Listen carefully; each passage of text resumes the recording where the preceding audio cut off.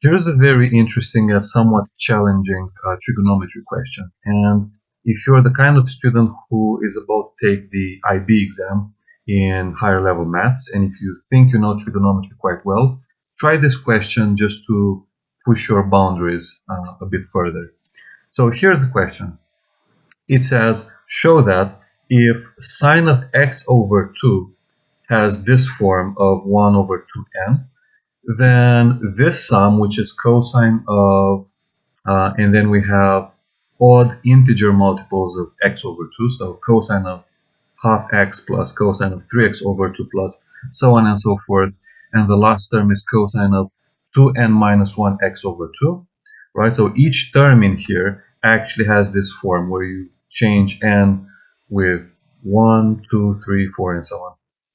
So show that this sum is actually just equal to n, whatever n is, times the sine of n multiplied by x. Okay, and just to make a note, of course, n can be any natural number other than 0.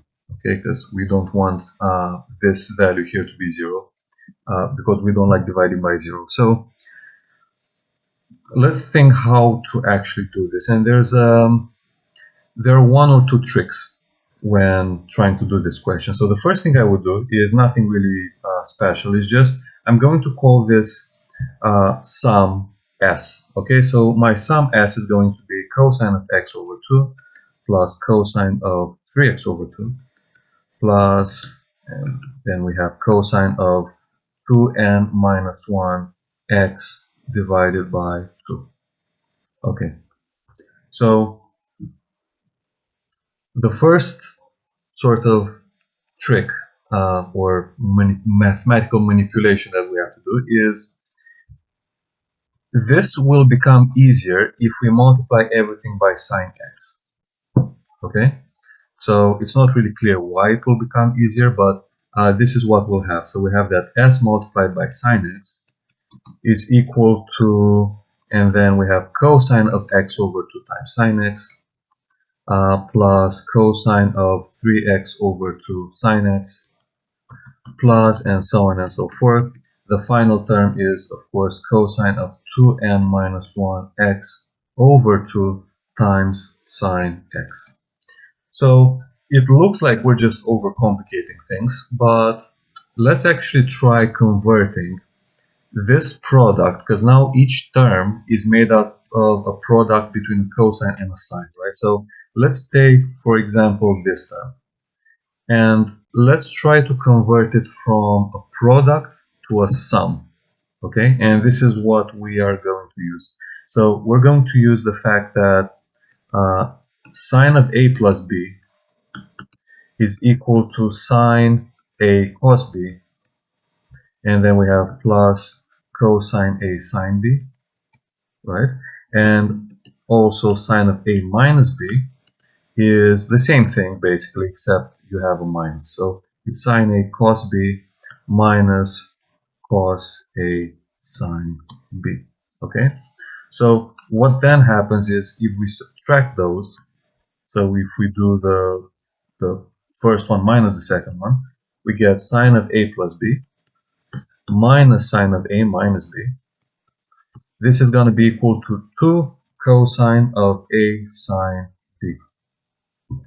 Okay, so what we then do is we're going to replace our a and b with what we have here. So our a, and we have to think about this a bit. So a is going to be this, and b is going to be x. Okay, so let's see what we then get. And of course, the other thing you should do is you can take this 2 from here and move it to the other side as a 1/2. Okay, so we have that cosine a sine b is equal to 1/2 of this difference of sines. So we can apply this formula here now. And this is cosine of 2n minus 1 times x over 2 multiplied by sine x, right? That's equal to 1/2, right? That's the 1/2 in front of the whole thing here.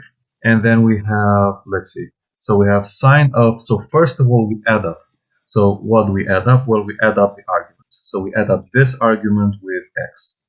And this becomes 2n minus 1 x over 2. And then we have brackets here, and then plus x minus, and then we subtract the difference. So it's 2n minus 1 x over 2 minus x. So what we ultimately get is that cosine of 2n minus 1 x over 2 times sine x becomes 1/2. And actually you can see for yourself that if you multiply this x by 2 top and bottom, the first term will be sine of 2n plus 1 x over 2 minus, and this is going to be sine of 2n minus 3 of x over 2. Okay. Now, we converted a product of a cosine and a sine into a sum, or a difference rather. So how is this any helpful to us? Well, let's try to now do this to every single term in our, well, almost infinite sum. Okay, so I will start by writing cosine of x over 2 multiplied by sine x, and then I'll write this one, and so we'll apply this formula to each and every one of them. Okay, so let's do this here. So we have that cosine of x multiplied by that was cosine of x over 2, I think, multiplied by sine x equals. So let's see what this formula is. This is going to be 1/2 times, and the first term is going to be sine of the arguments added together, so that's going to be 3x over 2 minus, and this is going to be sine of the arguments subtracted, so it's going to be x over 2 minus x, which is sine of minus x over 2. Okay, let's do one more. Put some square brackets here. So the next term is cosine of 3x over 2 times sine x, which is, of course, 1/2. And then we add up the arguments and we get sine of 5x over 2 minus sine of x over 2. And then let's do one more. So that's cosine of 5x over 2 sine x, which is, so I think you can see what's going on here, especially what's going to happen when we add them up. So this is sine of 7x over 2 minus sine of 3x over 2. And so on, right? And I'll also write the last, I think, 2 terms. So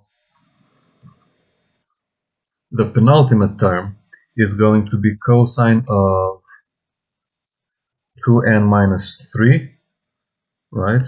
We need minus 3 to make it odd, and then sine x. And this will be 1/2 multiplied by sine of, and then when we add them up, we get 2n minus 1 x over 2, and then minus sine of, and then we have 2n minus 5 x over 2, like this. Okay, and the very last term, we already have the formula for it, but let's just write it here for completion purposes. So that's sine x, which is equal to 1/2. So we have sine of 2n plus 1x over 2 minus sine of, and then we have 2n minus 3x over 2, like that. Right, so remember, what we're trying to do now is we're trying to add them up. And you can see something interesting that's happened, which is when you start adding them up, all of them, almost all of them will cancel. So here's the pattern. This will cancel out with this. And you can check that this will cancel out with the minus sine 5x over 2 from the next term. And this will cancel out with the next term. And then the same thing will happen at the bottom. So this will cancel with a term from here, and this will cancel with the sine, which is just before the penultimate term. So we're going to end up with, for now, 4 terms. This, this, and this. So let's write what our final sum is, or not really our sum, because remember we multiplied the sum with sine of x.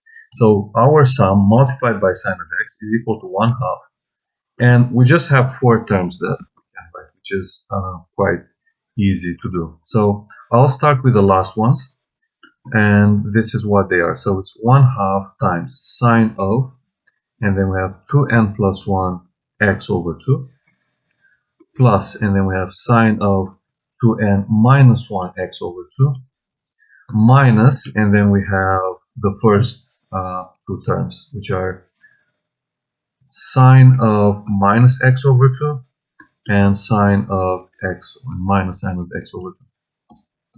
And that's all. This is what our sum becomes. Now, you'll probably notice that you can actually simplify this a bit more, because this is sine of minus x over 2, which is the same as moving the minus in front. So this is plus sine of x over 2. This is minus sine of x over 2, so they cancel out. So we're left with s times sine of x is equal to 1/2 multiplied by sine of, and then we have 2n plus 1 x over 2 plus sine of 2n minus 1 x over 2. So we have made some progress. So we no longer have this really long sum. We just boiled everything down to just 2 terms. But we still didn't get this simple form that we have at the end. So there's still a few things to do. And the first thing we did was we converted, after we multiplied by the sign, we converted each term, we converted each product into a sum or into a difference. And now we're going to do it the other way around. What we'll do now is we will convert this sum into a product, okay? And we're going to use this formula. So this is a formula that you can find in any trigonometry or any maths book which has trigonometry in it, which is sine of a plus sine of b. This is equal to 2 multiplied by sine of a plus b over 2, and then cosine of a minus b over 2. So that's what we'll do, except we're going to replace a and b with this and this. So this is going to be our a, and this is going to be our b, okay? So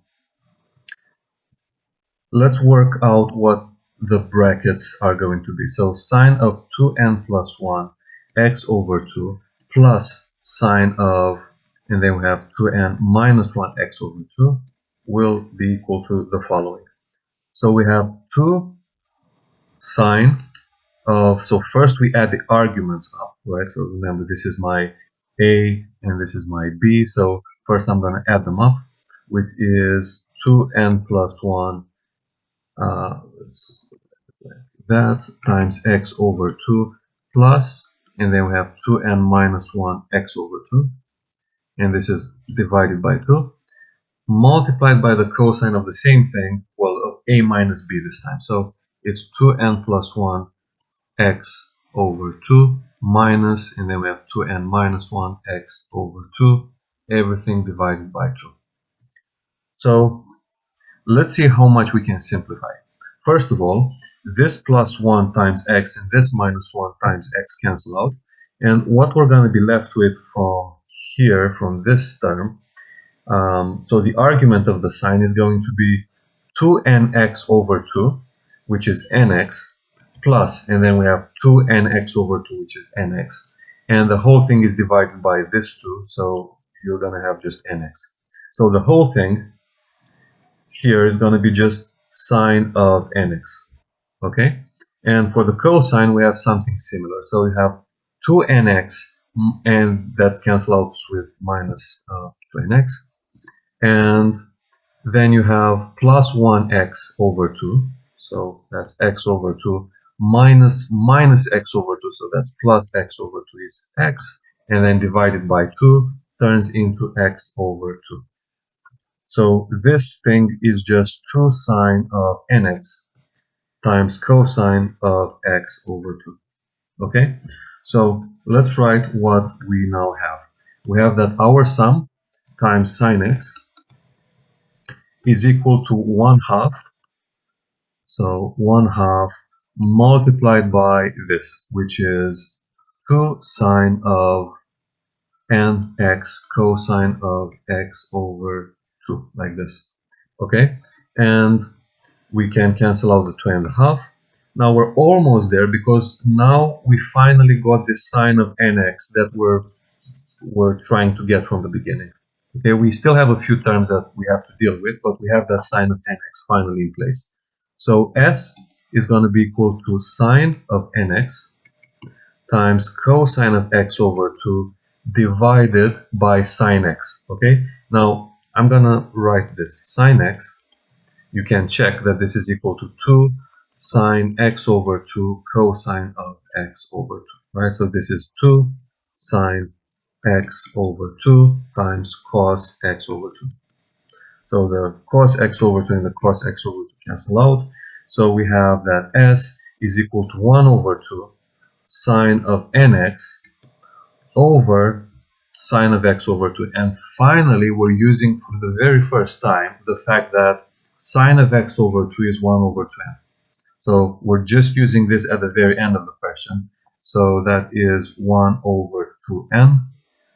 Okay, and you can see that this and this cancel out, which finally gives us that s is n multiplied by sine of nx.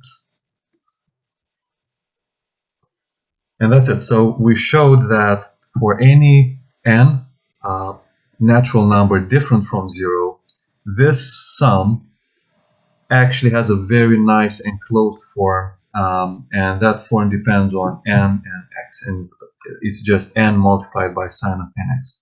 And that's the end of the question.